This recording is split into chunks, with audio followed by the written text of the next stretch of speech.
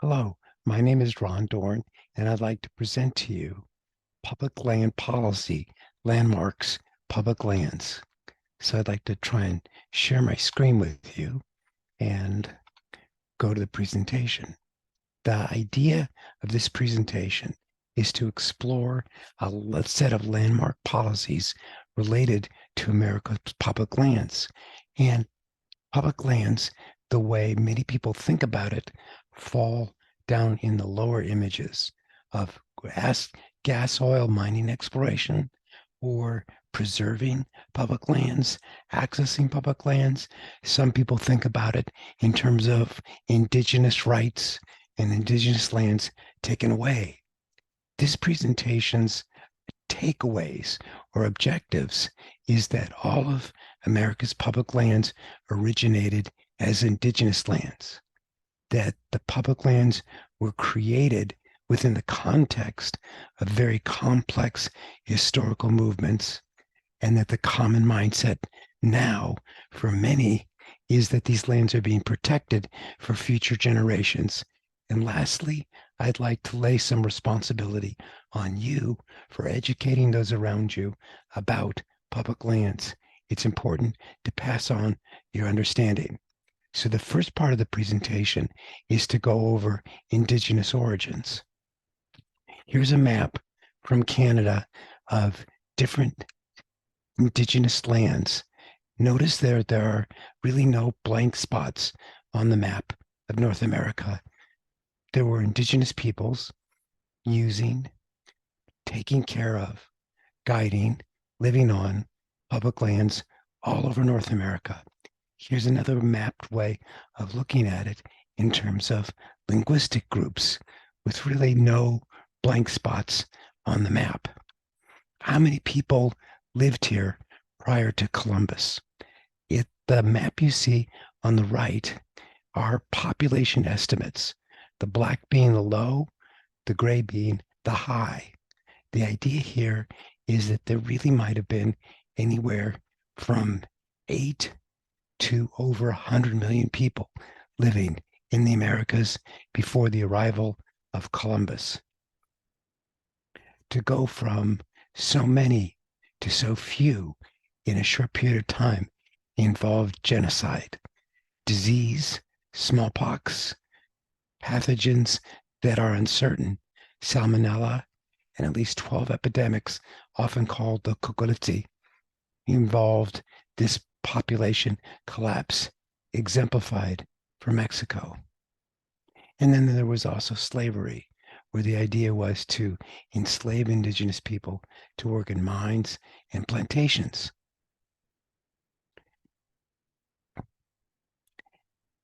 After the genocide, there were still millions of indigenous people.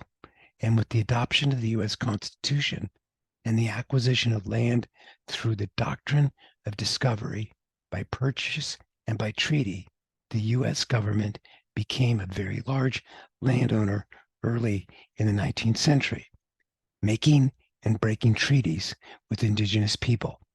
In 1812, an organization called the General Land Office was formed to survey and dispose of government lands.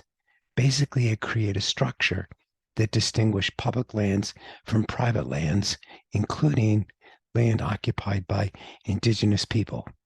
Then there was the giant purchase of the Louisiana Territory that led to the Lewis and Clark expedition and a fascination with the American West. So then you had a period of assimilation and relocation of indigenous peoples, including the journey of the Chickasaw, Choctaw, Seminole, and Cherokee from ancestral lands in the South to Oklahoma, and the Trail of Tears, where over 4,000 out of 15,000 indigenous people died of hunger, disease, and exhaustion.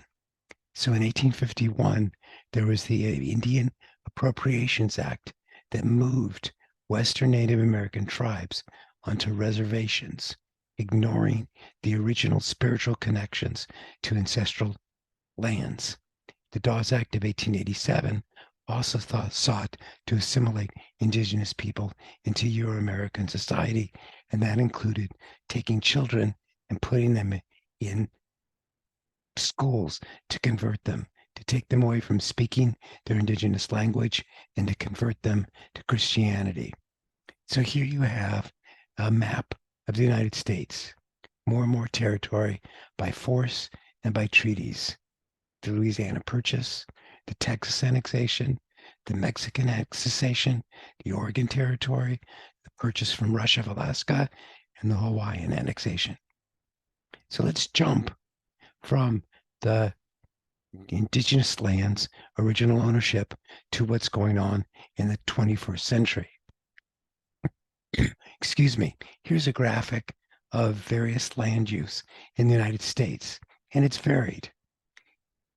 Perhaps it's more instructive to look at a map of U.S. land agencies and the public lands they administer. So there's an important concept here that needs to be gotten out, and it's the idea of the tragedy of the commons. If there's common land and people use it a lot, it gets degraded to the point where it can no longer be used. And you get environmental disasters like the Dust Bowl, where there was so much grazing and so much land use in the plains that the topsoil blew away. So who uses the lands? How is it managed?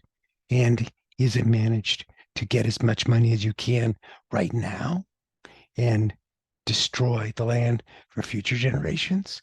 Or do you try and manage it? It's a debate that's ongoing. It's an important concept, though, to get up front, because decisions are never fair. There are multiple stakeholders. For example, in Idaho, people were really upset when tan, brown, and black areas got shifted around and inventoried. So Idaho has a lot of national forest lands, and the tans were formerly roadless areas where roads could be constructed. The brown were roadless areas where you couldn't build, and the black were recommended for wilderness areas. None of these land decisions were liked by all stakeholders. Another example of the debate that occurs was the Clinton administration's policy for the Northwest forests. It's partially implemented. It's still controversial, and nobody's happy with all aspects. And this is a congressional letter where you are trying to send out to people who care about the land in a particular policy way to contact your senator. It's from 2011, a long time ago, but it looks like it could have been sent today. The idea here is that everything the other side does is radical. Everything the other side does is evil. And it's the idea here is that there's always a political tussle in Congress and public land management over how to manage the land. So let's get to who manages the land. These are the biggest agencies: the Department of Agriculture and the Forest Service and the Department of the Interior. The Forest Service lands are shown here. And here's an organizational chart of the executive branch with the Department of the Interior having many lands managed, but let's focus on the Secretary of Agriculture that has the Forest Service. The Forest Service mission is to sustain health, diversity, and productivity of the nation's forests, and has a long history with an important person being Gifford Pinchot, who was hired in the summer of 1897 and became the Chief Division of Forester in 1898, and pretty much got the Forest Service to be the organization it is today. But, for example, there was the 1911 Weeks Act that authorized additional purchases of private lands. And then there were shifts in policies towards and away from conservation. For example, in the 1990s, the ecosystem management ideal was put in place by the G.H.W. Bush presidency, the one that followed Reagan. So how do people experience the Forest Service? Often fire, logging, mining, watershed production, habitat management, recreation. There are so many different ways that people experience the forests. Let's go to the National Park Service. Yellowstone was the first national park, and then it was reorganized. It was started in 1872, and there was the reorganization of the National Park Service in 1933 put the War Department's parks and monuments under the National Park Service and the U.S. Forest Service national monuments to the Park Service. And then historic sites were added, and the Wilderness and Endangered Species Act added lands. Yellowstone was the first. Then came Yosemite. Yosemite was a complex cessation of land by Abraham Lincoln to the state of California, the mountains being a national park, and then Yosemite Valley, and then Hetch Hetchy being a water source for San Francisco. Basically, the Organic Act of 1916 and President Woodrow Wilson signing it created the National Park Service that we know today of 40 national monuments and parks. So let's jump to this symbolism and history through the ideas of one national park, Joshua Tree. Have you ever wondered about the arrowhead you see on signs? Each part of the emblem symbolizes something that the National Park Service was created to protect. The arrowhead, human culture. The sequoia tree, all trees and other plants. The mountain, landforms, great scenery, recreational opportunities. The bison, wildlife. The lake, clean air and water.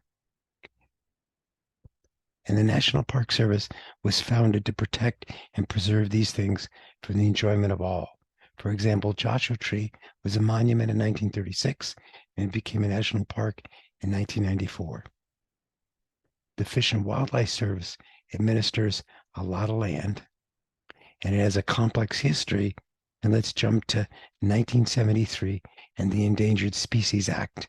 But there was a lot of acts that led to bird, animal, wildlife conservation, and also hiring of Rachel Carson, who wrote Silent Spring. And we'll talk about Rachel Carson later in a different presentation about landmark environmental laws. What's an endangered species? Well, it's a population of organisms at risk of being extinct. The international and national agencies work together to maintain these lists, to protect the habitats, and to develop programs for recovery. All of these species, with hundreds of others, are endangered or have just gone extinct. Why save them? Well, you never know. They could hold medicinal, agricultural, ecological, commercial value, certainly recreational and aesthetic value. The idea is to protect them and save them so future generations can experience their presence and their value. So there are a lot of laws that protect them. Bald eagle laws, marine laws, the Endangered Species Act, the Antarctic Conservation Act. It's always evolving because Congress and the presidency shifts from pro-development to conservation and back. So for example, the 105th Congress in 1997 and 98 went from development to conservation and developed a habitat conservation plan and a no surprises clause. The Bureau of Land Management manages a huge amount of land. It started out as the GLO, General Land Office, And then you had the Taylor Grazing Act, and the BLM was established right after World War II and put in the Department of Interior as a consolidation of the General Land Office and the U.S. Grazing Service.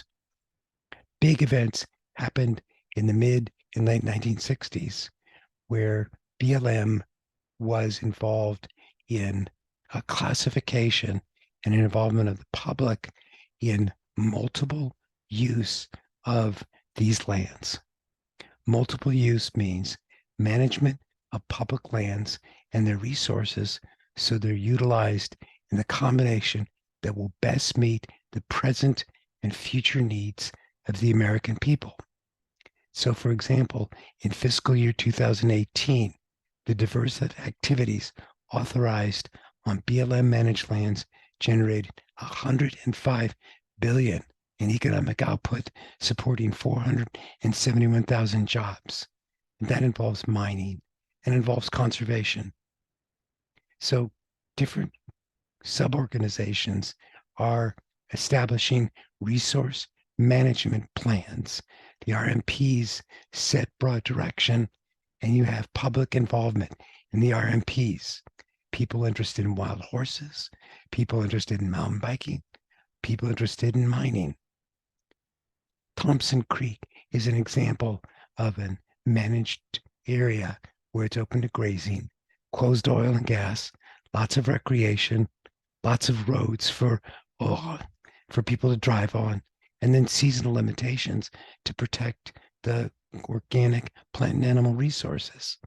Oh, there are so many different statutes. When you talk about policies and landmark policies, you're talking about the back and forth of different interest groups from the General Mining Law of 1872, the Mineral Leasing Act of 1920, that many people feel rip out a lot of land, all the way to the National Energy Policy Act and the Federal Oil and Gas Leasing Reform Act of the 80s. So there's a lot of debate and a lot of laws that conflict and that work together in the management of the public lands. But I'd like to stress the legacy pieces of public lands. It's where the conservation movement started and grew. See, the development of the West and the exploitation of natural resources began to concern wealthy, white, male urbanites in the eastern U.S. So individuals like Henry David Thoreau and Ralph Waldo Emerson and the painters of the Hudson River School tried to create a capture where wilderness is the preservation of the world. And this perspective was held by very few, but it began to grow in the late 19th century, where Teddy Roosevelt promoted an aesthetic of masculinity. Teddy Roosevelt warned the dangers of eroding this masculinity presented by industrialization and urbanization and closing of the frontier. So Teddy Roosevelt saw outdoor hunting and fishing as a way to counter the ease of city life and promoted conservation.